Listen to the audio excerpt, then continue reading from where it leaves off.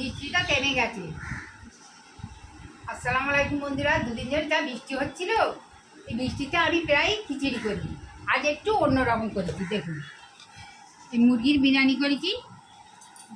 আমি একটু খেয়ে দেখি, খেয়ে আপনাদের বলবো কেমন হয়েছে। এই যে, ও ভাতটা দেখুন কত ঝরঝরে হয়েছে। এই দেখুন, একদম ঝরঝরে হয়েছে। আলুটা দেখি, এই দেখেন আলু কত নরম। আর মাংসটা দেখি, ও মাংসও খুব নরম হয়েছে। আমি নিজে হাতে বানিয়েছি। এই দেখুন, খেয়ে দেখি, খেয়ে আপনাদের বলবো কেমন হয়েছে।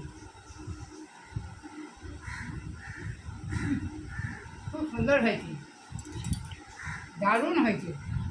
আপনারা এই বৃষ্টি বাদলায় কী রান্না করেছেন আমাকে কমেন্টে জানাবেন।